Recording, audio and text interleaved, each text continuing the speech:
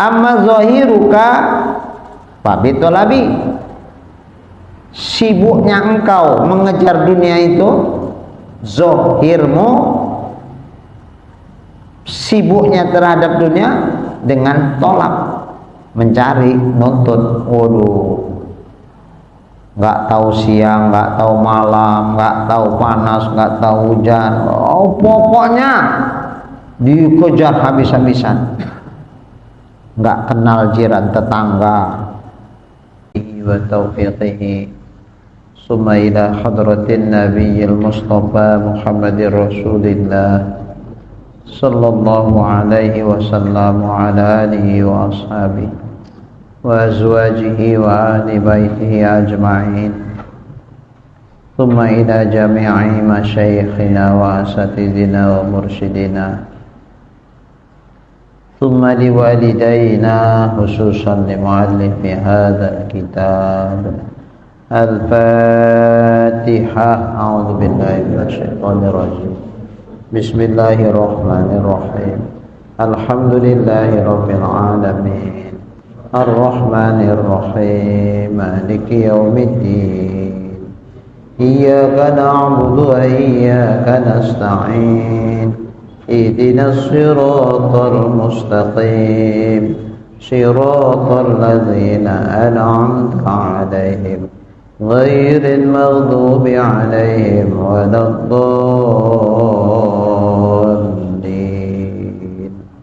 Amin. Alhamdulillahi rabbil alamin. Wassalatu wassalamu ala asyrafil anbiya'i wal mursalin wa ala alihi wa ashabihi ajma'in. Rabbi shrah li sadri wa yassir li amri wahlul 'uqdatam min lisani yafqahu qawli.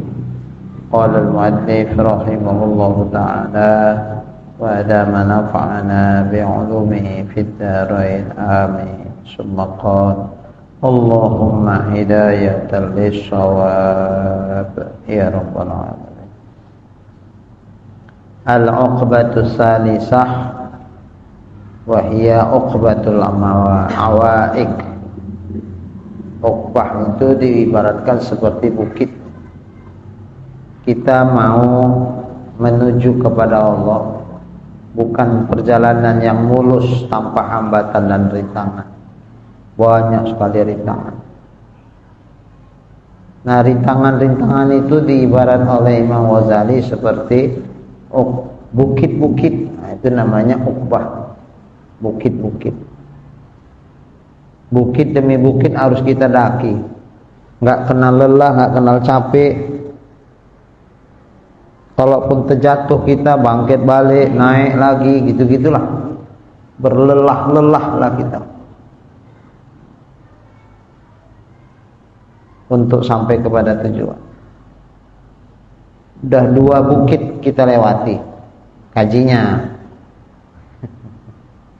Yang pertama uqbatul ilmi. Mau ibadah sama Allah harus ada ilmu. Kalau nggak ada ilmu.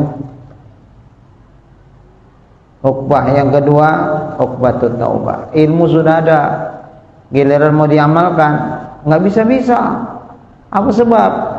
Rupanya hati sudah terkotori oleh dosa sehingga tak bisa gerak dia. Beban itu terasa terlalu berat. Langkah kita jadi gontai karena diikat oleh ikatan-ikatan dosa tadi. Nggak boleh, tidak, harus dilepas ini. Dengan cara apa? Tobat. Dah lewat yang lalu. Nah, kita masuk yang ketiga, yaitu uqbatul awaik. Awaik bimakna al-mawani', penghalang-penghalang, bukit yang menghalang-halangi.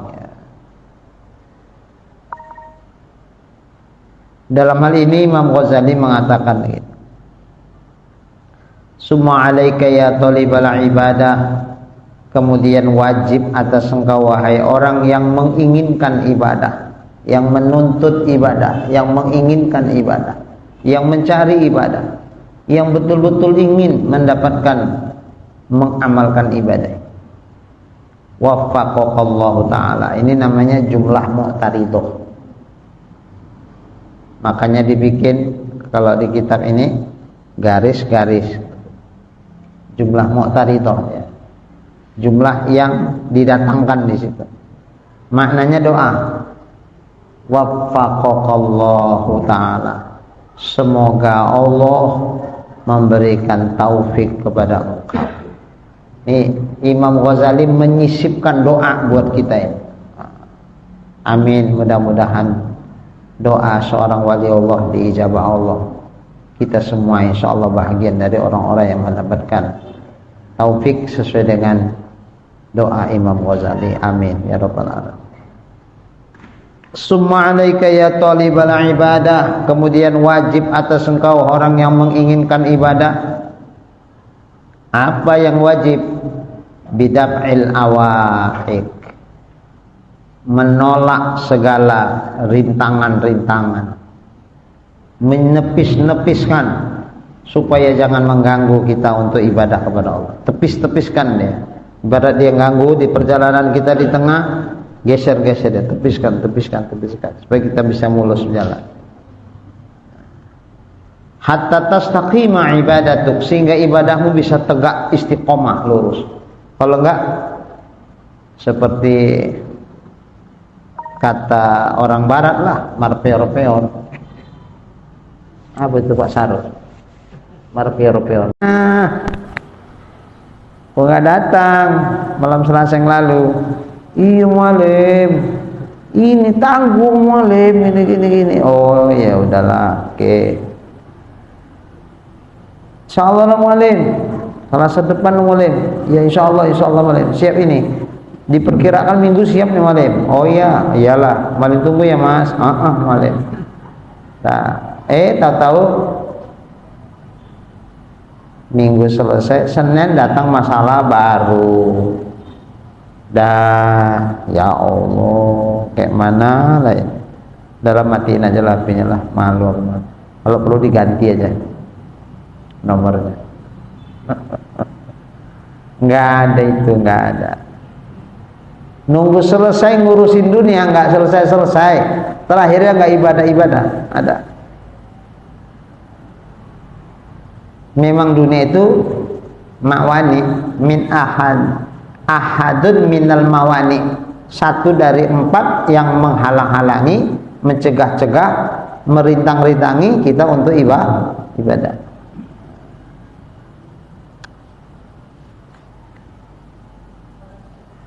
Wadaf'uha,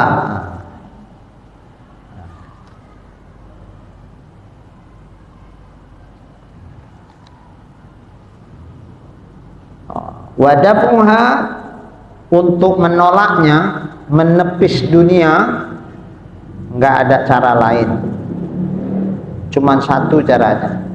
Gimana? Innama huwa, hanya saja dia menepiskannya itu bitajarud anha, dengan tajarrud, mengosongkan daripada, wazuhdi fiha, dan zuhud terhadap dunia. Ngosongkan, maksudnya ngosongkan, jangan kau masukkan dunia ke dalam hatimu, kosongkan hatimu dari dunia, zuhudkan hatimu terhadap dunia. Zuhud itu apa? Tidak ada kecenderungan hati kepada dunia. Dunia itu sebagai alat untuk mendapatkan akhirat saja. Maka kau jadikan dunia di tanganmu, jangan kau simpan di hatimu. Kalau dunia kau simpan di hatimu, maka hatimu nggak akan bisa menghadap kepada Allah. Hatimu akan senantiasa menghadap kepada dunia yang ada di hatimu itu. Kalau sudah hati menghadap dunia, tidak lagi menghadap kepada Allah, Allah pun nanti ngomongnya gini, oh rupanya di dalam hatinya sudah ada yang lain dari aku. Ya udah, nggak apa-apalah kalau dia pilih sana, maka jangan harap dia mendapatkan cinta dari aku. Allah pun berpalinglah dari kita karena kita sudah cenderung kepada dunia. Maka kalau bahasa manusianya, Allah lebih cemburu daripada seorang istri yang sangat pencemburu.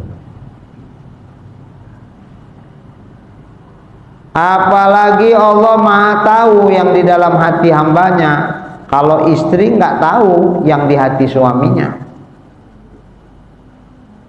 Umpama suaminya pulang pun terlambat, mana bang? Meeting. Oh, nggak makan bang? Udah makan tadi di sana. Padahal makan bukan meeting, makan bareng sama itu pacar baru. Bilangnya meeting. Gimana itu mas? Istrinya nggak ngerti ya percaya aja. Coba kalau istrinya bisa nengok apa yang ada dalam hati suaminya, oh pasti ngamuk tuh mencat-mencat. Untung aja istri nggak tahu. Tapi kalau Allah nggak mungkin nggak tahu kan isi hati hambanya. Makanya seperti seorang istri saat tersakiti hatinya karena suaminya sudah ada yang lain, macam mana itu? Uring-uringan nggak dia mas? Uringannya. Pagi-pagi masih dibikini sarapannya. Udah malas, tidur aja dia. Dek, nggak bikini sarapan dek. Bikin sendiri. Waduh, kacau awak. Umpama dibikini, ya dibikin, habis itu letakkan aja di meja, dia pergi. Padahal biasanya nggak nunggui sambil cerita, ditungguinya lakinya. Kadang pun makan bareng lagi sama dia. Ini nggak mau deh, gitu aja. Terus dia pun pergi. Dideketi, pura-pura ada kerja yang lain.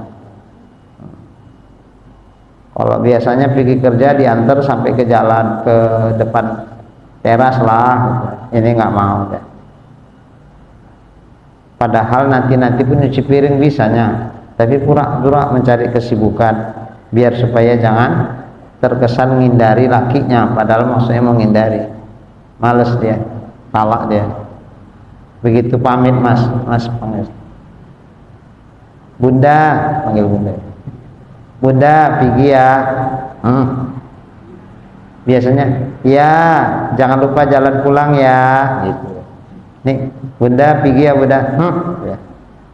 Aduh kok sih apa nggak apa-apa, marah dia. Ya Allah, malam kira-kira ini balik badannya, balik badan, taruh guling besar tembok Berlin. Ya, kenapa? Hatinya tersakiti oleh karena ada yang lain dari dia. Nah, kalau Allah yang tersinggung karena ada di hati kita lain daripada Allah, kayak mana itu mas? Dicabutnya rahmatnya, dicabutnya pemeliharaannya, dicabutnya, dilosin kita karena Allah udah benci. Sehubungan karena ada saingan Tuhan yang lain. Apa itu saingannya? Dunia. Begitu kita sembahyang Allahu Akbar, umpama Allah berkata-kata layaknya manusia berkata-kata, apa kata Tuhan? Sama kayak istri ketika dia tahu suaminya ada selingkuhan yang lain, lantas ketika dia pulang dia bilang, dek abang sayang samamu lah. Dalam hati siapa? Dalam hati si istri apa? Bohong, gombal gitu, nggak percaya deh. Umpama Allah seperti itu, Allahu Akbar, apa kata Tuhan? Bohong. Kau bilang aku yang besar, ternyata di hatimu ada selain aku yang lebih besar. Itulah dunia yang kau cintai itu. Ambillah itu dunia itu. Jangan pernah kau harap akan mendapatkan kasih sayangku. Aduh, istri marah aja kita bingung ya mas. Mas kalau istri marah nggak bingung? Bingung ya. Diajak cerita nggak mau, diem aja. Dideketin pergi, ya cemana ini? Apa maksudnya kok ngambek gini? Jangan lama-lama lah ngambeknya, satu hari aja, besok udah baik-baikan ya. Besok masih nyambung lagi, waduh bingung. Istri ngambek aja bingung. Lah kalau Allah yang ngambek kayak mana? Marah Allah sama kita. Tuh. Maka dunia yang ada di hati itu, itulah yang menghalangi si hati tadi untuk menghadap kepada Allah. Wa inna ma lazimaka hadzat tajarrud wa zuhdu li amrayni. Hanya saja kenapa kok wajib atas engkau mengosongkan hatimu dari dunia atau zuhud engkau terhadap dunia? Kenapa kok wajib zuhud itu? Nggak ada pilihan buat kita untuk yang lain, mesti zuhud terhadap dunia kalau mau mulus perjalanan hati kepada Allah. Kenapa kok wajib? Diwajibkan itu karena dua perkara. Ahaduhuma, yang pertamanya, litastaqima lakal ibadah wa taqsuru, supaya ibadahmu itu bisa tegak dengan baik dan benar, dan supaya ibadahmu itu banyak dalam penilaian Allah. Walaupun ibadahmu itu sedikit, tapi Allah menilainya banyak. Sehubungan karena di hatimu ada zuhud terhadap dunia. Fa inna rughbata fid dunya, kata Imam Ghazali, karena sesungguhnya kecintaan di hatimu, kecenderungan di hatimu, keinginan hatimu terhadap dunia, tasghaluka, menyibukkan dia akan engkau. Kita pun jadi sibuk. Kalau hati sudah cenderung kepada dunia, kalau hati sudah jatuh cinta kepada dunia, maka akibatnya kita sibuk memikirkan dunia, ngejar-ngejar dunia saja.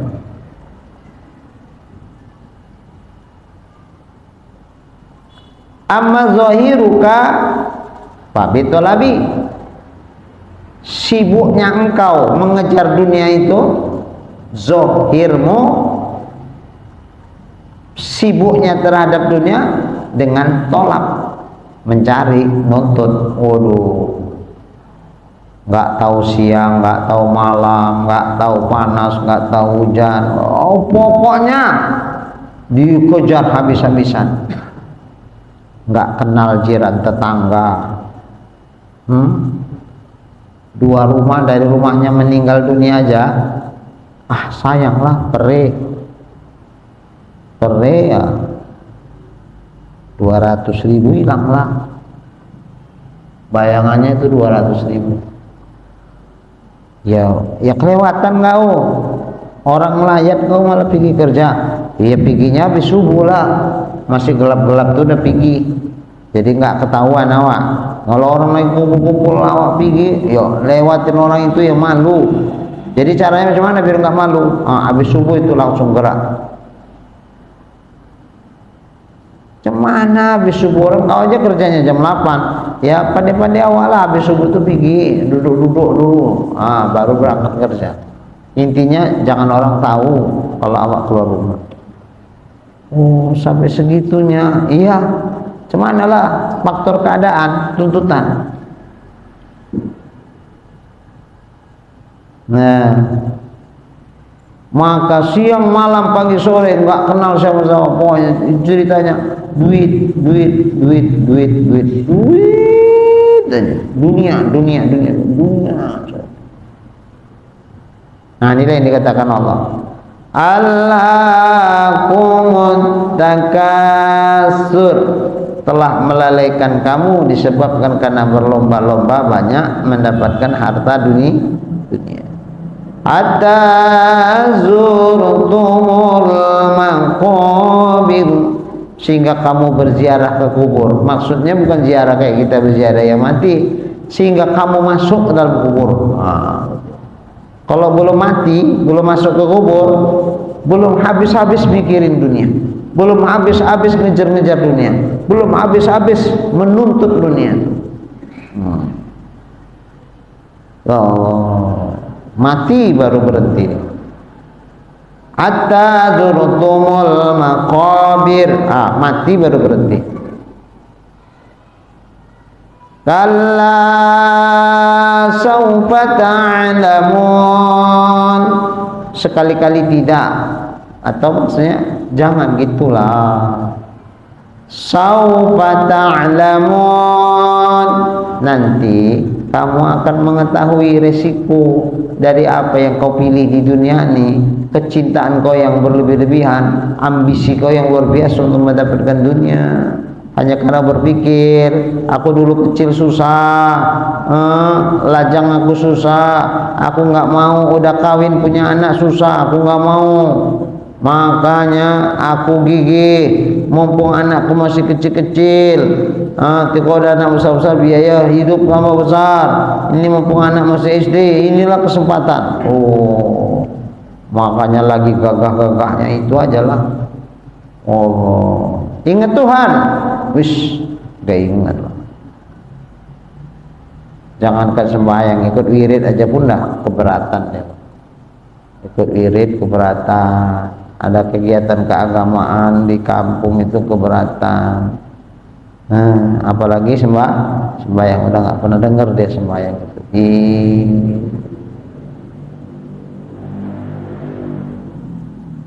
Mati, baru berhenti. Menghentikan orang ini nggak bisa kecuali mati, nggak bisa. Kenapa? Karena kali-kali dia dagang aja.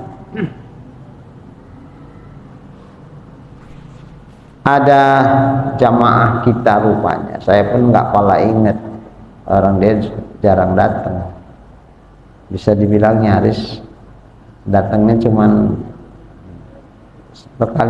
sekali atau 2 kali gitu. Manasik haji itu kan sekitar jatah ada 10 bulan lah kurang lebih gitu. 1 bulannya itu 3 kali 4 kali pertemuan. Kalau saya kan khususon memang membahas perjalanan haji saja, saya sebulan 2 kali. Yang ustaz-ustaz lain ada juga yang lain. Udah kira-kira habis lebaran, tinggal mau dekat-dekat nunggu keberangkatan, datang deh ke rumah. Pak Ustadz, aku minta tolong Pak Ustadz. Pak Ustadz kenal aku kan? Siapa Pak? Aku kan yang ikut manasik sama Pak Ustadz di rumah Pak Anu gitu. Oh, nggak pala tanda lah saya Pak, satu-satu. Iya, apa yang kira-kira bisa saya bantu? Begini Pak Ustadz, bentar lagi kan mau berangkat nih Pak Ustadz. Iya, harusnya mau berangkat, seneng ini mau berangkat, dia malah galau. Aku galau kali Pak Ustadz mau berangkat nih. Kenapa galau? Apa masalah? Jujurlah Pak Ustadz, aku mau pergi tapi gambaran pelaksanaan haji itu aja belum terekam di kepalaku. Mau kayak mana, ngapain aku haji di sana itu kayak mana nggak ngerti aku. Loh, kok bisa gitu? Saya bilang, kok bisa gitu? Tapi Bapak ada mengikuti manasik? Itulah Pak Ustadz, manasik kita kan hari Minggu. Saya hari Minggu Pak Ustadz, rame-ramenya orang beli, saya kan berdagang Ustadz. Jadi ya itulah, saya kan berpikir semula gini, nanti kan di sana kan ada yang bimbing, apa Pak, ada repot nggak pergi manasik pun nggak apa-apa lah, tinggal dibimbing awak di sana gitu. Rupanya Ustadz, tetangga jiran gitu kan, mereka itu kan mau berangkat juga tahun ini Ustadz. Orang tuh cerita, napar awal, napar sani, begini. Orang tuh tahu, aku kosong betul, apapun nggak tahu. Disitulah baru aku, terenyuh aku, ketinggalan kali aku gitu. Makanya ini Pak Ustadz, minta tolong Pak Ustadz, sesingkat-singkatnya lah, tolong ajarkan sama aku manasik itu Ustadz. Sesingkat-singkatnya, dalam waktu yang 1 jam atau 1,5 jam gitulah Pak Ustadz. Kasih gambaran aja pun jadilah Pak Ustadz. Aduh ya Allah, Semana lah bapak mau pergi haji tapi kosong semua, nggak ada dapat dia apapun. Allah. Hanya karena itu tadi kurang sanggup meninggalkan kesibukan dunia sementara. Itu setengah hari aja nih sebetulnya, pagi setengah 12 sudah selesai. Nanti zuhur dia mau buka kedainya silakan, apa-apa. Tapi nggak mau, sayang katanya. Nanti kan sana ada yang bimbing, ternyata nggak seperti yang dia bayangkan. Aduh, makanya mesti aku ngaji lah Pak Ustaz, balik lagi lah Pak Ustaz, terangkan dari awal lagi. Ya Allah, dalam waktu yang sesingkat-singkatnya. Macam pembukaan proklamasi kemerdekaan aja. Untuk selanjutnya segala kekuasaan dan sebagainya akan diatur apa, dengan jangka waktu yang sesingkat-singkatnya, gitu kira-kira gitu. Saya nggak hafal dah, waktu SD-nya hafal itu, habis itu nggak hafal lagi. Pemindahan kekuasaan akan diatur gitu ya, dalam jangka waktu yang sesingkat-singkatnya. Ini juga minta ajari Pak Ustadz ulang balik manasik itu dari awal dalam jangka waktu yang sesingkat-singkatnya. 1 jam Ustadz. Orang 10 bulan dia 1 jam aja. Aduh ya Allah Pak. Itu gara-gara jelas dia mau pergi, bisanya tak apa-apalah, nanti ada yang bimbing pikiran dia, digampangin. Nggak bisa 1 hari aja, melepas dulu setengah hari lah.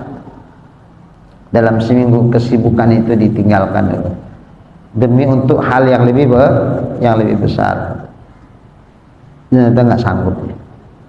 Allah. Inilah dia. Zohirmu capek, sibuk, badan kayak gasingan. Kayak gasingan namanya, muter terus. Sini sana, ini sini. Antar barang sana, antar barang sana. Ya Allah. Kalau udah kayak gini macam mana mau dibawa ibadah, mau zikiran, udah capek secapek-capeknya. Sisa-sisa tenaga untuk Allah, lagi fit-fitnya tenaga untuk dunia. Ikan nggak adil gitu itu. Sementara yang kasih rezeki Allah, yang kasih hidup Allah, yang kasih fasilitas hidup Allah, giliran untuk Allah sisa tenaga. Itulah terakhir. Subhanallah. Alhamdulillah. Baru 10 kali Pak Ahmad.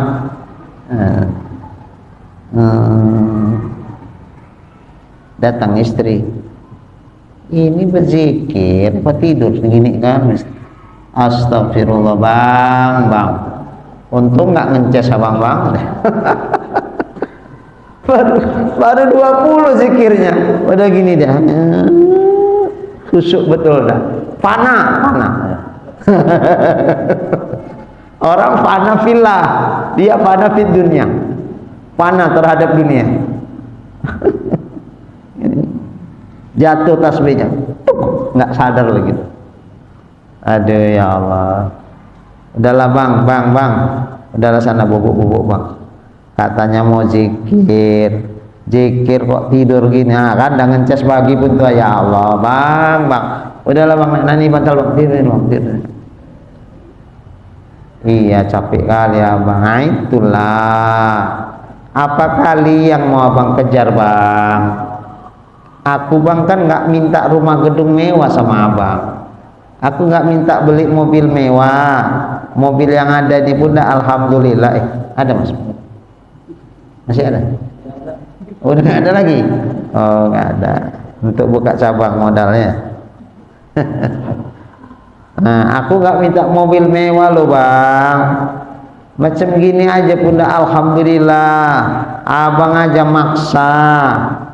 Buka cabang sana, buka cabang sini, terakhir kekurangan modal, terakhir gitulah digenjot terus. Ya, badan abang lancur, nanti abang meninggal tinggal ini semua bang, kok aku deh. Bang, Jangan capek kali ya bang. Iyalah, gimana lah dik, udah separuh jalan kan nggak mungkin mundur. Nunggulah selesaikan dulu ini dek, nggak apa-apalah, digenjot dulu lah ini. Habis ini baru abang mau betul-betul serius lah ini, mau berzikir, mikir-mikiri mati lah nih dah. Nah, ya kalau betul gitu, takutnya ada gitu datang lagi tawaran yang lebih baik lagi. Kayaknya menjanjikan pula itu, waduh sayang juga karena kesempatan tidak datang untuk yang kedua kalinya. Itu. Mana Pak Yopin? Mana Pak Yopin? Oh ini. Udah. Ya Allah. Hatta zurtumul maqabir kalla saufa ta'lamun summa kalla saufa ta'lamun. Diulang sama Allah. Kemudian jangan begitulah, nanti kalian satu ketika pasti akan tahu. Kenapa diulang? Menunjukkan manusia suka ragu-ragu dalam hal akhirat. Katanya yakin, tapi keyakinannya tidak membangkitkan untuk meraih akhirat itu. Makanya diulang Tuhan, nanti kalian tahu. Nanti tahu kalian nanti cemana akhirat itu. Kalla saufa ta'lamun, tsumma kalla saufa ta'lamun, kalla law ta'lamuna ilmal yaqin. Nanti kalian akan mengetahuinya dengan ilmu yakin. Yakin, ilmu yakin. Nampak kalian itu nanti macam mana akhirat itu. La tarawunnal jahim, nanti betul-betul akan kalian lihat dengan mata kepala kalian sendiri macam mana dahsyatnya neraka jahim Allah tuh. Sampai begitulah Allah mengingatkan kita. La tarawunna, itu lamnya litaukid, nun taukid sakilah, nun taukid yang bertasdid di ujung, itu nun taukid juga dua kali disuguhkan Allah. Tsumma latarawunna 'ainal yaqin, latarawunnal jahim, sungguh benar kalian akan melihat bagaimana dahsyatnya neraka jahim. Latarawunna 'ainal yaqin, bukan ilmu yakin lagi tapi ainul yakin, nampak kalian macam mana sebenarnya dahsyatnya neraka Allah. Ainul yakin, ada ilmu yakin, ada ainul yakin, ada hakul yakin. Macam mana bedakan itu? Kira-kira gini, kalau ditanya orang sama kita, Pak, umpama kaki ini mijek bara api, kira-kira panas apa enggak? Jawab kita apa? Ya panas, ada aja kok bara api pula dipijak, ya panas. Itu namanya ilmu yakin. Tiba-tiba terpijak orang bara api itu, ya Allah, ya Allah, ditengok muy merah melepuh kakinya. Nampak kita itu dia yang lompat-lompat yang kesakitan. Ini namanya bukan ilmu yakin lagi, itu ainul yakin. Mana lebih kuat keyakinan kita? Orang ketika nanya itu panas enggak bara api, sama kita sendiri melihat orang melompat-lompat kena bara api, mana lebih tinggi? Ilmu yakin atau ainul yakin? Ainul yakin. Seminggu ke depan awak pula yang meja itu. Allah, bukan orang lain yang kita tengok kesakitan, awak yang kesakitan. Kalau ini apa namanya? Itu hakul yakin itu. Itu hakul yakin. Nah, Allah mengatakan summa latarawunnaha 'ainal yakin, kalian akan melihat neraka itu ainul yakin, karena belum masuk kan nengok baru. Ainul yakin nanti kalian Cemana dahsyatnya neraka. Baru di ujung Allah katakan summalatus alunna yauma idzin 'anin na'im. Ditanya Tuhan semua nanti yang dikasihnya nikmat. Allah. Kalau ditanya-tanya sama kayak kita bawa barang di bandara banyak kali sendiri, tapi barangnya tasnya bisa banyak. Nggak apa-apa Pak, ini kelebihan Pak, nggak apa-apa, masuk aja Pak di bagasi. Ya kena cas lah Pak, nggak apa-apa, dicas-cas lah. Ya dicas lah, bayar, lebih muatan kan. Nah itu kan nanti diputer-puter, ditengokin mana barang kita. Orang yang nggak bawa banyak, mungkin bawa tas tenteng aja, sampai turun dari pesawat, dah keluar tenggang kangkung nih. Awak mana bisa kayak dia? Barang awak lima koper, nunggulah. Agak lama pula itu lagi nyampe. Ya udah satu putaran kok nggak ada satu biji pun. Orang udah sahab ambil. Awak satu putaran sudah muter, awak nunggu, belum nampak satupun barang. Ya kacau ini. Adanya itu, tenang. 2 putaran nggak nampak juga. 3 putaran baru 1. 4 putaran belum. 5 putaran baru 1 lagi. Begitulah. Wah, orang udah sampai rumah, awak belum lagi berangkat dari bandara tuh. Kenapa? Barang kita bawaannya banyak. Udah itu cerminan lah. Nanti di akhirat pun begitu. Agak lama sikit masuk surganya Pak Sarul. Kenapa? Ini nggak selesai pertanyaannya ini. Min aina? Dari mana ini kau dapatkan? Summa latus alunna yawma idzin 'anin na'im. Kemudian pada hari itu ditanya semua nikmat-nikmat yang kita dapatkan. Ditanya dari mana ini? Ini di mana? Selip sikit aja kacau kita. Oh enggak, insya Allah bisa dipertanggungjawabkan. Selesai. Pertanyaan yang kedua, kau pakai untuk apa ini? Allah, tetangga kau kelaparan, bisanya kau nggak tahu. Sementara kau bergelimang, ku kasih harta yang banyak, bisa kau tak tahu. Sebelah rumah kau nggak bisa tidur karena lapar. Betul ya Allah, nggak tahu aku ya Allah. Itu berarti kau nggak peduli sama orang-orang yang ada sekitarmu. Allah ditanya. Tidak beranjak satu langkah pun seorang hamba Allah dalam persidangan Allah kecuali selesai dulu kasus per kasus dari semua nikmat-nikmat yang dikasih Tuhan. Waduh, udahlah kalau gitu nggak usah banyak-banyak ada aja lah ya. Ya Pak Ahmad, kayak tadi aja bawa tas tenteng aja. Cepet sampai dia. Cuman lah masih mau banyak di dunia nih. Ya banyaklah pertanyaan di sana. Tapi kalau Pak Sarul Solam kemana dipakai? Bikin masjid. Ya Allah, masjid di mana? Sana, sama. Kemana dipakai? Pondok pesantren. Nih anak yatim. Wah, Insya Allah. Tapi kalau enggak, aduh kacau.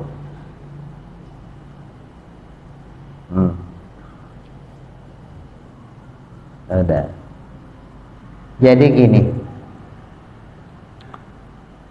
yang kita usahakan halal, yang kita dapatkan halal, dapatnya insya Allah banyak, di atas rata-rata orang dapat. Tapi tersebab karena itu tak bisa kita beramal yang sifatnya khususon. Amal kita yang biasa kebanyakan orang melakukannya. Sholat 5 waktu insya Allah ya tetap dilaksanakan. Cuman ya agak kacau lah sedikit. namanya pun terlalu banyak di kepala ini sudah yang mau diselesaikan. Habis ini gini urus ini gini belum lagi yang gini. Allahu Akbar. Kira-kira siap sembahyang nih kemana dulu cocoknya ya? Rute perjalanan sini dulu, nanti ke situ ya kalau ada orangnya, kalau nggak ada fokus ke sini aja lah. Bercakap-cakap dia sembahyang. Dah, kualitas ibadah kita jadi rendah. Apa penyebabnya? Itu tadi tuh. Kita masukkan dia urusan dunia ke dalam hati. Tuh. Itu ibadah yang pokok. Kita kepingin mau yang khususan zikir yang khusus. Tadilah ada kecapian, tak bisa lagi. Secara duniawi ini menguntungkan, tapi secara ukhrawi ini merugikan. Di hari tua kita, pama ditunjukkan Allah sama kita nih, atas ketertinggalan dari ibadahmu. Seharusnya dulu kalau kau nggak terlalu letih mengejar-ngejar yang itu, kau bisa ini. Secara finansial kau untung, hidupmu mewah di dunia. Tapi sesuatu yang spesial kepada Tuhanmu kau nggak dapatkan. Nah, kalau kita hitung-hitung yang kita dapatkan dengan sesuatu yang ada di sisi Allah, dari karunia Allah yang berupa nikmat batin, itu kayaknya nggak seimbang, rugi besar. Dengan kita bisa ibadah ini, ada nikmat batin yang luar biasa kita dapatkan dari Allah, tapi ini terabaikan karena kita sibuk ngejar dunia. Walaupun dari sisi yang berbeda, dunia itu dapat bermegahlah kita, bermewahlah kita dengan dunia, masih sedikit terimbangi ketika itu kita infakkan, kita sedekahkan dan sebagainya. Abdurrahman bin Auf ini kaya nih, seorang saudagar. Tiba-tiba menjelang subuh datang barang dagangannya dari luar kota.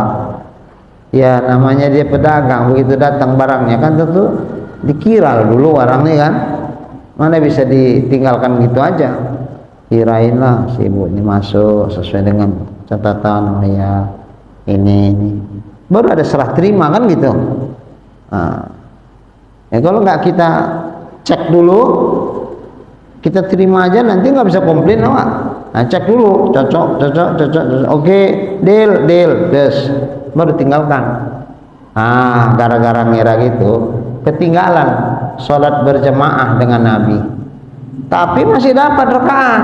Begitu sampai masuk ke dalam saf, Allahu Akbar, rukuk Nabi, dia pun takbir Allahu Akbar, rukuk, dapat rakaatnya, masbuk, dapat. Cuman nggak bisa dari awal takbiratul ihram bersama dengan Nabi. Rugi kali rasa dialah. Ya Allah, gara-gara barang dagangan yang datang nih, bisa lah aku nggak berjemaah dari awal bersama Rasulullah, walaupun dapat rakaat. Senyesal-nyesalnya dia. Kemudian dijumpainya Rasulullah, ya Rasulullah, ceritakanlah aku begini Rasulullah, barangku dagangan datang gini, ku ceklah dulu, akhirnya ketinggalan aku berjemaah dengan kau dari awal sembahyang Rasulullah. Umpama barang dagangan aku ku sedekahkan ya Rasulullah, kemudian adakah sama itu pahala sedekah yang barang itu ku sedekahkan dengan umpama aku dapat dari awal takbiratul ihram bersama dengan engkau ya Rasulullah? Kata Nabi, tidak. Belum tertutupikah ya Rasulullah kekurangan sembahyangku itu apabila aku bersedekah sekian banyak itu? Tidak, kata Nabi, enggak tertutupi. Ya Allah, enggak tutup. Nangis Abdurrahman, nyesal lah ya Allah. Ku tambah lagi ya Rasulullah, itu barang dagangan yang dibawa itu ya Rasulullah, itu ia membawa ini budak-budak bukan anak-anak, budak hamba saya gitu. Semua ku merdekakan ya Rasulullah, apakah itu belum cukup untuk membayar kekurangan yang aku tadi terlambat sebentar dengan engkau ya Rasulullah? Gak bisa. Ya, aku punya kebun kurma ya Rasulullah, sekian hektar misalnya, ku impakkan itu ya Rasulullah, apakah itu sudah bisa mengimbangi kekurangan ibadahku bersama dengan engkau di awal itu? Enggak, kata. Apapun kata Abdurrahman, belum mencukupi. Nangis Abdurrahman. Tuh, ini bukan nyindir Pak Sarul ini.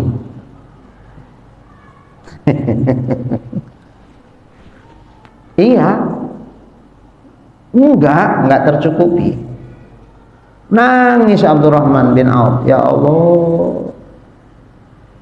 Padahal dia pemurah ini, Abdurrahman bin Auf ini. Kekayaan dia itu sudah banyak membantu untuk memajukan umat Islam dan agama Islam. Tapi tentang yang bab-bab macam begitu, Rasulullah bilang enggak. Belum tercukupi. Padahal ketinggalannya bukan ketinggalan sampai 1 rakaat, apalagi ketinggalan semua rakaat, enggak. Kalau awak ketinggalan semua rakaat pun aman-aman aja. Ngelesnya gini, ya cuman lah. Namanya kan awak datang. Mana mungkin ketinggalan? Nanti kayak mana ngitungnya? Kata Pak Yogi.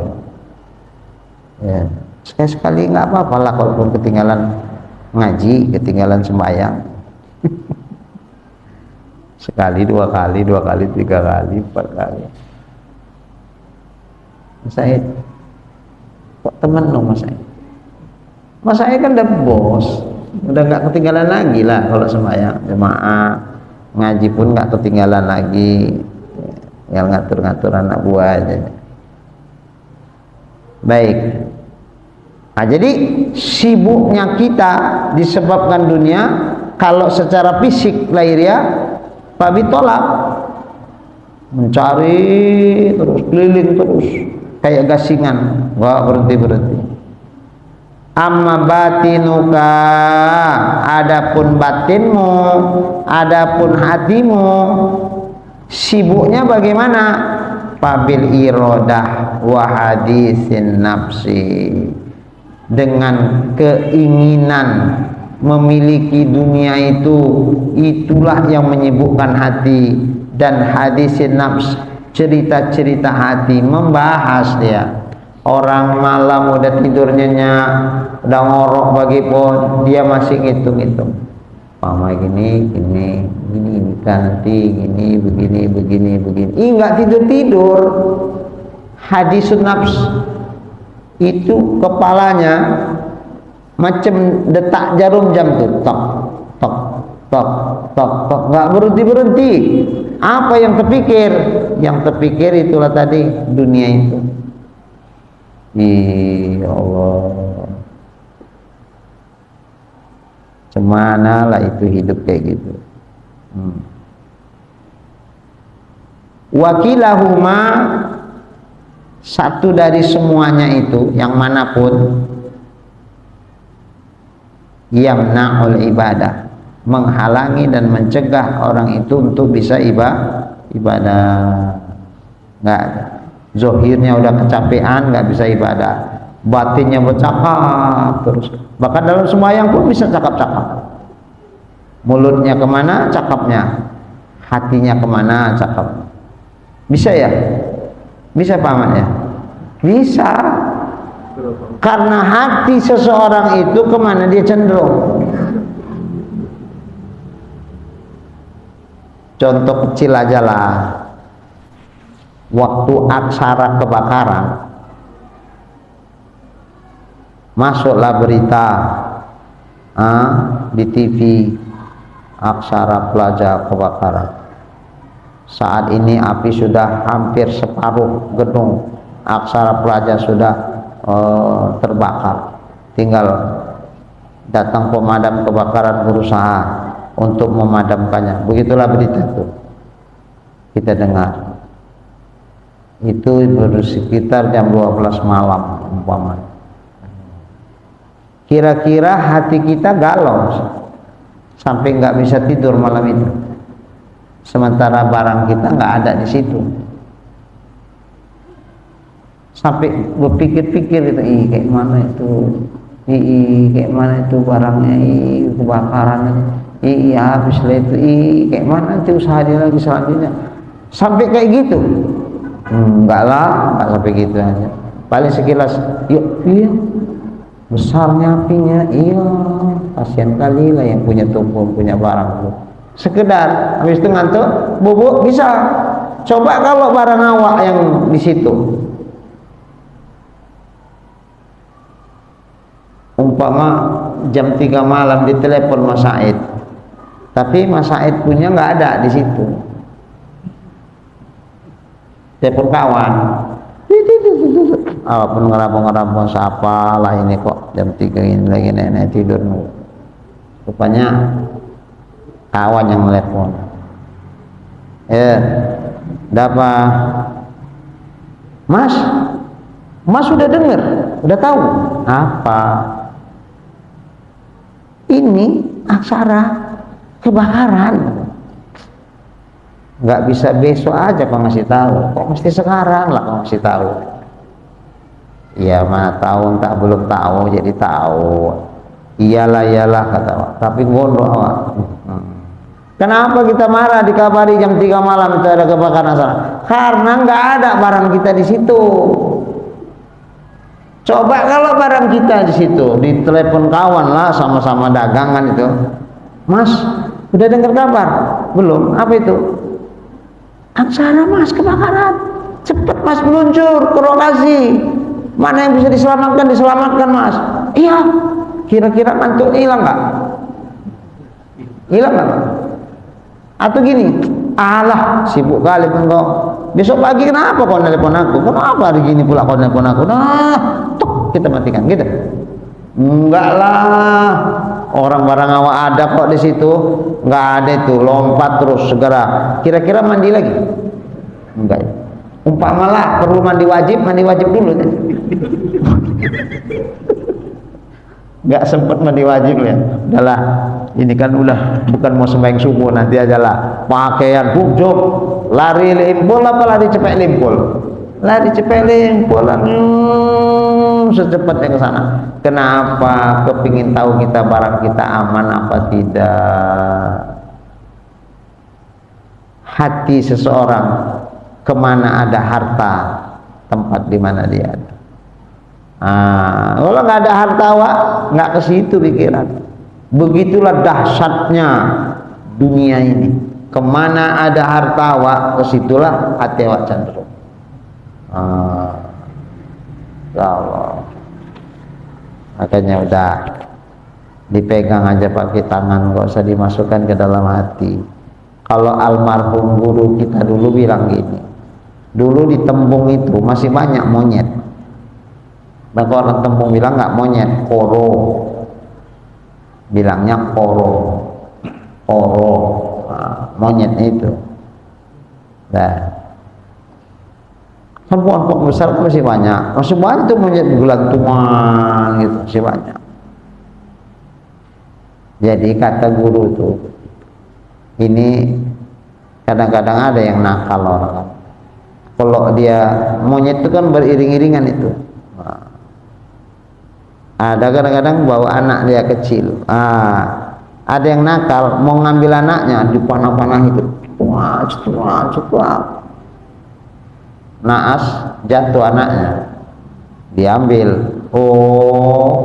Induknya itu sama jantannya ngejar kemana-mana itu. Bahkan masuk rumah orang yang ngambil anak itu, dia muter-muter aja sekitar rumah. Itu monyet, induk monyet itu. Karena anaknya dibawa.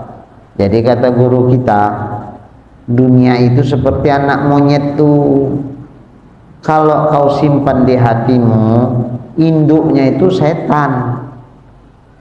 Jadi setan punya anak setan tuh dunia. Setan sayang kali sama anaknya.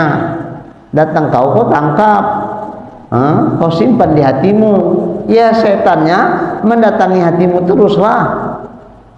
Makanya kalau supaya jangan diganggu setan kau, anaknya jangan kau simpan di hatimu, kau lepaskan, kau bebaskan dia, dah setannya nggak datang lagi, harapannya begitu. Ini kau simpan anaknya di hatimu. Apa itu anak setan? Apa itu Tuhan? Anak setan itu dunia. Makanya waduh, berat kali kita ibadah yang murni sama Allah Ta'ala. Jadi sebelum selesai urusan ini, nggak selesai urusan ibadah sama Allah. Iya, serius ini. Kalau ini nggak selesai urusan dunia ini, nggak akan bisa selesai urusan hati kita menghadap kepada Allah dalam ibadah. Nggak selesai. Gini-gini teruslah kita sampai meninggal dunia. Itu maksudnya. Hatta zurtumul maqabir. Kemudian kata Imam Ghazali, fa innan nafsa wahidatun, hati, nafs itu diri manusia itu satu. Ya kita bilanglah hati manusia itu satu. Wal qalba wahid, ya sama, hati juga adalah satu.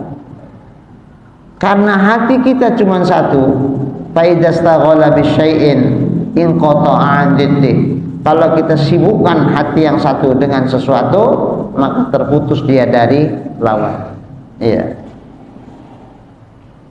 Karena hatinya nggak lebih, kalau dia dua hatinya ya udah satu sana satu kemari, bisa. Ini nggak, hatinya cuma satu. Maka kalau ini cenderung dia kepada dunia, akhiratnya pasti tinggal. Kalau cenderung kepada akhirat, dunianya pasti tinggal. Tinggal kita suruh milih yang mana, milih dunia atau akhirat yang kekal dan abadi. Ibu milih mana? Milih dunia aja lah yang nampak, Ustaz. Akhirat nggak nampak, nanti aja lah. Wa inna misalat dunya, inna masalat dunia, sesungguhnya perumpamaan dunia wal akhirat dan akhirat itu kama salid durroten, seperti dua istri yang dimadu. Mas, istrinya dua, istri muda, istri tua. Kalau cenderung kita ke istri muda, yang tua pasti marah, cemburu. Cenderung kita kepada yang tua, yang muda pasti cemburu, marah dia.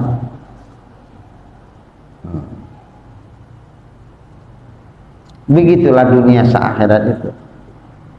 Hati kita cuma satu. Kalau cenderung dia kepada dunia, akhiratnya tinggal. Cenderung kepada akhirat, dunianya tinggal. Artinya enggak sebanyak macam mana kalau kita abaikan akhirat itu. Jadi ada jemaah kita cerita, apa kata dia? Betul yang Ustaz bilang tuh. Aku punya family Ustaz. Jadi dia buka usaha jualan kedai nasi. Hanya bukan mengingatkan Pak Saiful ini. Mana Pak Saiful? Pak Saiful buka kedai nasi. Tengok dia Ustaz, waktu yang sebelum ngaji-ngaji ginilah, dia bulan puasa Ustaz. Jualan aja Ustaz. Jualan. Walaupun dia puasa, tapi dia jualan. Nggak mau nggak jualan. Jualan. Memang ya lah Ustaz, makanan di tempat dia Ustaz adalah ya bertabur Ustaz. Cuman ya lumayan rezekinya Ustaz. Tuh buka bulan puasa tuh, kita tutup aja. Mbak Saiful pasang spanduk khusus untuk orang yang musafir dan non muslim. Itu formalitasnya begitu. Kenyataannya bukan orang yang musafir yang beli. Kok tahu? Langganan Nawa kok. Musafir dari mana dia?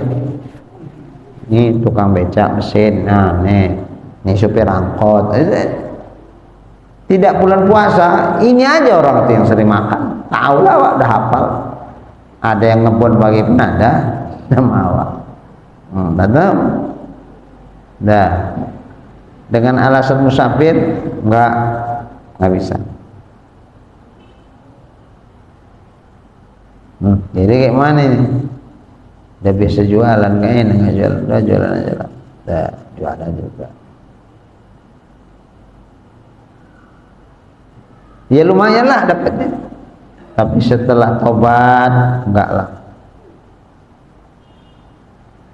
Rugi aku. Puasa dapat pahalanya umpama, tapi menyediakan orang yang enggak puasanya besar kali dosanya. Ya Allah.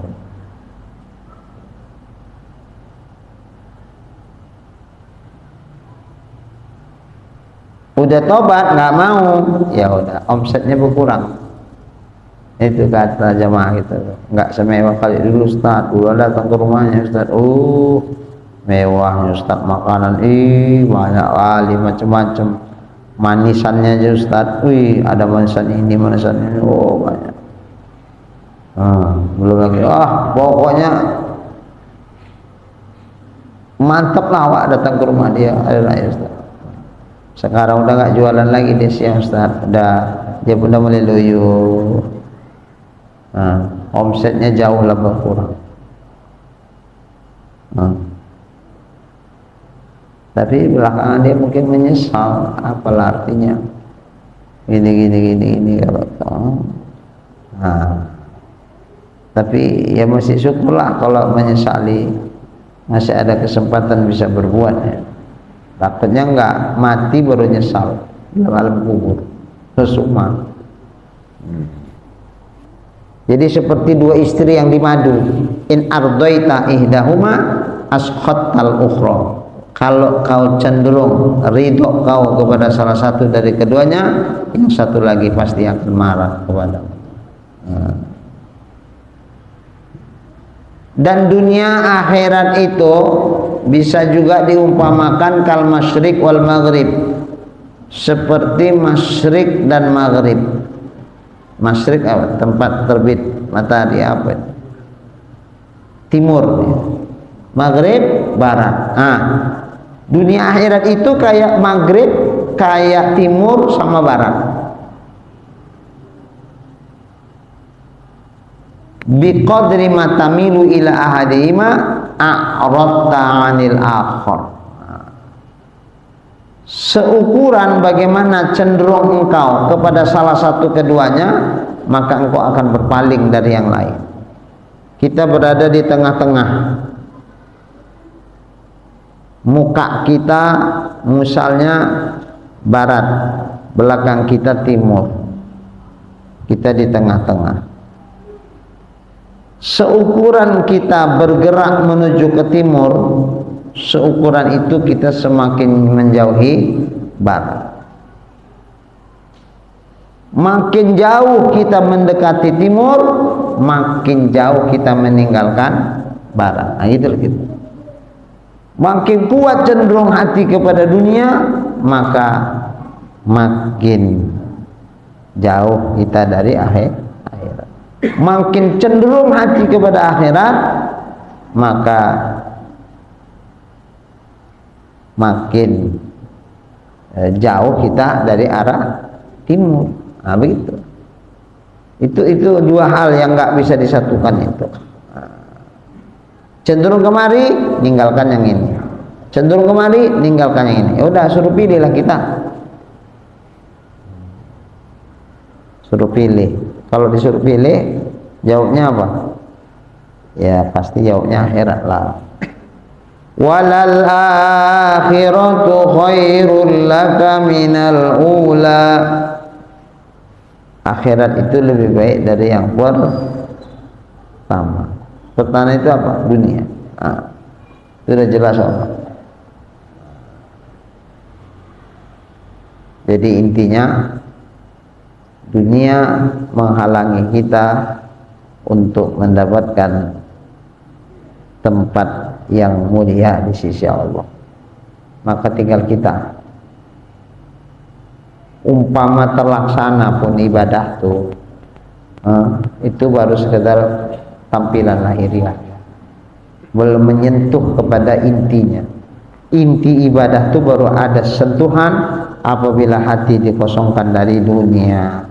Kalau ada hati, ada dunia, maka takkan ada sentuhan kepada akhirat dibikin Allah Ta'ala.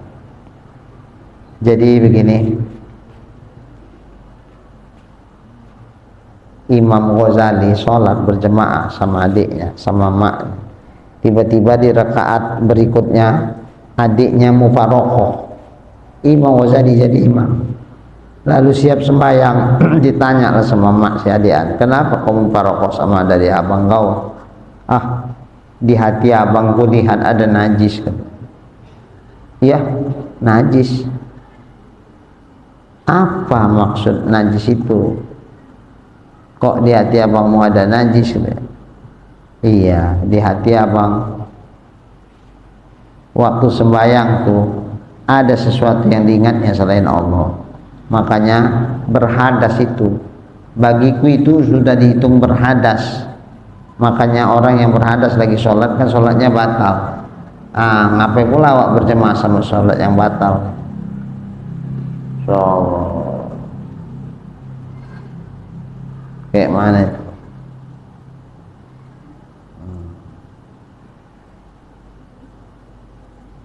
Makanya mufarokoh dia. Rupanya Imam Ghazali ngapain waktu itu? Sikit melayang hatinya, bahas ngayal kemana. Rupanya Imam Ghazali teringat sama masalah fikih yang sedang ditelaahnya. Teringat ke situ. Terakhir, oh ini hukumnya gini tuh, hukumnya gini, oh gini. Terakhir dah kesempatan untuk dua-duaan udah nggak ada lagi. Kesempatan untuk itu udah nggak ada lagi. Ya udah habislah. Makanya ketika dilihat oleh adiknya begitu, abangnya mufarokoh, nangis Imam Ghazali. Itulah awal Imam Ghazali mulai menyadari, kemudian dia pun akhirnya melepas kehidupan itu menjadi seorang sufi. Itu salah satunya, menjadi sufi dia. Terkenal ahli sufi. Di titik puncak kehebatan ilmunya Imam Ghazali itu, di puncak kehebatan ilmunya, disitulah dia melepaskan itu. Dia hidup sederhana sebagaimana seorang sufi. Kayaknya dia merasakan itu lebih damai, lebih tenang, lebih nyaman daripada yang selama ini. Itulah mikir ini, mikir ini, mikir ini, terbawa dalam sembahyang. Kalau awak kayak gitu kan biasa-biasa aja maksudnya. Imam Ghazali yang terpikir ada satu bab fikih yang belum selesai, itulah memikirkan, itulah Imam Ghazali. Itu pun adiknya bilang udah berhadas hati abang. Kalau awak kayak gitu kan udah biasa kali itu. Biasa. Untunglah mas di antara kami gak ada yang tahu mas hati mas Said. Kalau ada mungkin mufarokoh juga kami ini. Tapi siapa yang gantikan? Ternyata yang menggantikan pun ada atas juga. Allah. Jadi nggak bisa disatukan dunia akhirat, nggak bisa disatuin.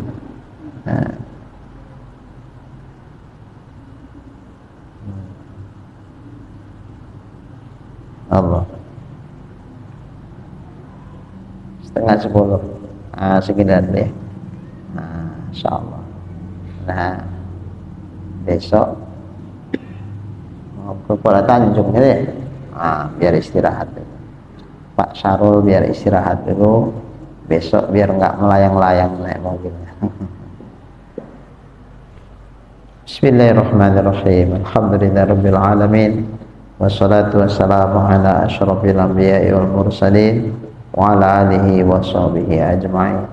Allahumma rzuqna imanan kamila wa yaqinan shadiqa wa qalban khashi'a wa ilman nafi'a wa amalan maqbula wa tawbatan nasuha wa husnal khatimah Allahumma rizqna rizqan wasi'an halalan tayyiban mubarakan jamila wa ilal khairi qarribna wa 'ani syarri ab'idna waqdi hawaijana fid din wad dunya wal akhirah innaka ala kulli syai'in qadir. Sallallahu ala sayyidina Muhammad wa ala alihi wa sahbihi ajma'in walhamdulillahi rabbil alamin.